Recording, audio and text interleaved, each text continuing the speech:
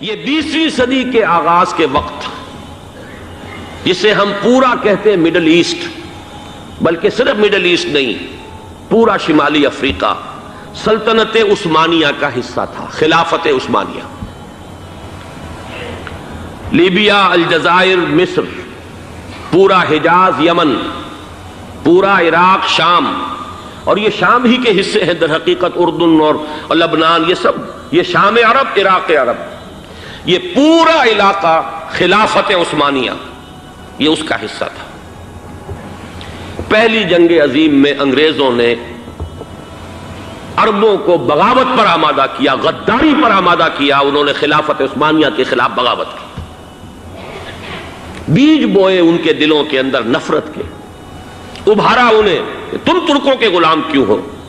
تمہیں خود حاکم ہونا چاہیے، تم کھڑے ہو جاؤ، ہم مدد کریں گے، تم بغاوت کرو، تم ان ترکوں کے خلاف ہماری مدد کرو، ہم تمہیں آزاد کر دیں گے، تم اپنے پاؤں پر خود کھڑے ہو جانا۔ یہ بہت ہی ہمارے لیے دردناک المیہ ہے اس پہلی جنگ عظیم کا۔ کرنل لارنس جیسا شخص، برطانوی استعمار، اور اس کے نتیجے میں عربوں نے بغاوت کی۔ اور اس قدر دردناک بات آپ کو بتا رہا ہوں، میں پہلی مرتبہ جب سن 62 میں حج کے لیے گیا مدینہ منورہ میں، ابھی وہ ریل کے انجن کھڑے ہوئے تھے۔ یہ ترکی کے زمانے میں، سلطنت عثمانیہ کے زمانے میں بغداد سے مدینے تک ریلوے لائن تھی۔ یہ پورا ایک عالم سلطنت عثمانیہ، صرف سلطنت نہیں، خلافت عثمانیہ، پوری ٹرینیں جو ہے ترکوں کی اڑائی گئی، ہزاروں ترکوں کو شہید کیا گیا، یہاں تک کہ صحن حرم میں شہید کیے گئے سینکڑوں ترک۔ یہ جرم تھوڑے نہیں ہے، معمولی نہیں ہے۔ آج جس کی سزا مل رہی ہے، معلوم ہونا چاہیے کہ وہ جرائم کون کون سے تھے۔ اب بھی جو لوگ گئے ہیں انہوں نے دیکھا ہوگا، ترکی کا قلعہ موجود ہے اوپر پہاڑی کے اوپر، حرم کا جو سب سے بڑا دروازہ ہے باب ملک عبدالعزیز، اس کے سامنے ایک لائبریری ہوتی تھی، اب تو غالباً وہ بھی گرا دی گئی ہے، اس کے پیچھے پہاڑی پر ترکوں کا قلعہ ہے پرانا، اس پر توپیں موجود تھیں۔ جب بغاوت ہوئی ہے، جو حرم میں آئے ہوئے تھے ترک فوجی، ظاہر بات ہے نہتے، وہ تو نماز پڑھنے آئے ہوئے تھے، ان کو وہاں ذبح کیا گیا ہے، اور ترکوں نے اپنی توپیں استعمال نہیں کی کہ کہیں بیت اللہ کو کوئی گدن نہ پہنچ جائے۔ بہرحال یہ غداری ہوئی ہے پہلی جنگ عظیم کے دوران، اور نہ صرف ترکوں کے، عربوں نے کی ہے۔ جیسا کہ میں نے کہا تھا، دو ہیں سب سے بڑے مجرم روئے ارضی کے اوپر امت مسلمہ کے طبقات۔ ہمارا پنجابی سپاہی بھی جا کر انگریزوں کی مدد کر کے ایلن بی کو قبضہ جو لے کر دیا بغداد کا، اس میں ہمارے مسلمان پنجابی سپاہی بھی شامل تھے۔ یہ خون چکاں باب ہے ہماری تاریخ کا اس صدی کا۔ لیکن اس کے بعد سلطنت عثمانیہ کے ٹکڑے ہو گئے، چیتھڑے ہو گئے۔ ایک انگریز نے لکھا ہے یہ جملہ، زہر میں بجھا ہوا جملہ، کہ تاریخ میں یہ بات ثبت ہو جائے گی کہ ایک انگریز نے اس سلطنت کے ٹکڑے کر دیے کہ جو عمر فاروق نے قائم کی تھی رضی اللہ تعالیٰ عنہ۔ یہ پورا عالم، یہ تمام علاقہ کس نے فتح کیا تھا؟ یہ بات ہاتھ بدل گئے تھے، پھر ترک آ گئے، خلافت عثمانیوں کے پاس چلی گئی، لیکن یہ سلطنت تو حضرت عمر رضی اللہ تعالیٰ عنہ کے زمانے سے چلی آ رہی تھی۔ اس کو ایک انگریز کرنل نے، اور اس نے بغاوت پہ آمادہ کر کے عربوں کو اور ترکوں کے پیٹھ میں چھرا ڈھپوا کر ان کے ذریعے سے اور ٹکڑے کر دیے۔ لیکن جب جنگ ختم ہوئی، اب انہوں نے کہا کہ اب ہمیں آزادی دیجئے، تو اب انہیں معلوم ہوا کہ غداروں کو دنیا میں کیا ملتا ہے۔ ٹکڑے کر دیے گئے۔ یہ حصہ عراق یہ انگریز کے پاس رہے گا، شام کا یہ علاقہ یہ فرانسیسیوں کے پاس رہے گا، مصر پر انگریزوں کا تسلط رہے گا، لیبیا اطالویوں کے پاس رہے گا۔ لے دے کر یہ جو علاقہ تھا حجاز، چونکہ وہاں کچھ تھا ہی نہیں، بوادن غیر ذی زرع، یہ عربوں کے پاس چھوڑ دیا گیا۔ اس وقت جو بادشاہ ہیں شاہ حسین اردن کے، ان کے دادا سب سے بڑے غدار وہی تھے، لہذا ان کو اس علاقے کی بادشاہت دے دی گئی۔ اس کے بعد نجد سے ایک تحریک اٹھی ہے، وہ سعودی جو خاندان ہے وہ نجد سے اٹھا ہے۔ نجد میں اس وقت کچھ بھی نہیں تھا، وہ تو صرف ریت کے تودے تھے اور کچھ بھی نہیں، لہذا ادھر کسی استعماری قوت کو دیکھنے کی ضرورت ہی نہیں تھی۔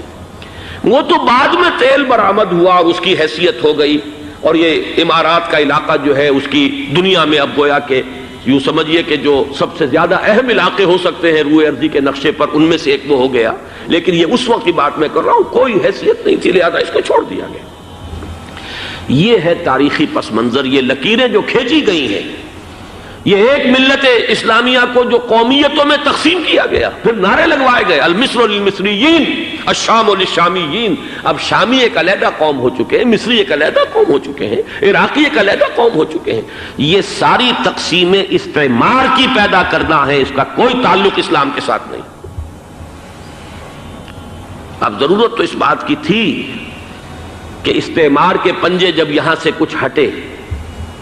دوسری جنگ عظیم کے بعد ایک دور آیا، امریکہ ابھرا ہے دنیا کی عالمی سطح پر سیاست میں، اس کے ہاں کچھ آزادی کے تصورات تھے،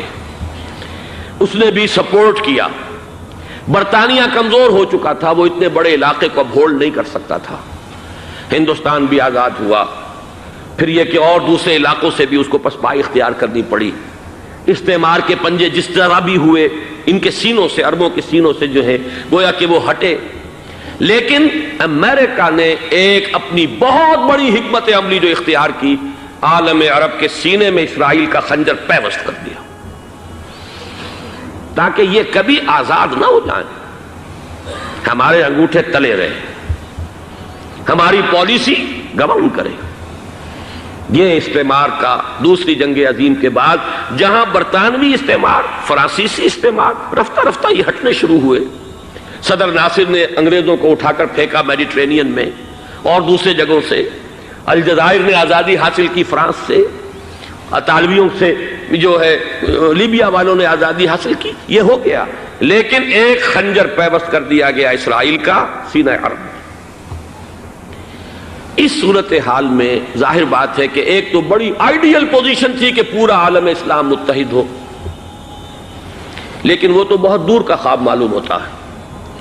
علامہ اقبال سے بڑا کوئی نقیب نہیں ہے ملت اسلامی کی وحدت کا۔ ایک ہو مسلم حرم کی پاسبانی کے لیے، نیل کے ساحل سے لے کر تا بخاک کاشغر، لیکن انہیں بھی اپنے لیکچرز میں کہنا پڑا کہ اس وقت جو صورتحال ہے، پورے عالم اسلام کی ایک وحدت بن جانا تو تقریباً ناممکن نظر آ رہا ہے۔ اگر کسی طرح ایک common wealth of Muslim nations وجود میں آ جائے تو بھی بڑی کامیابی ہوگی،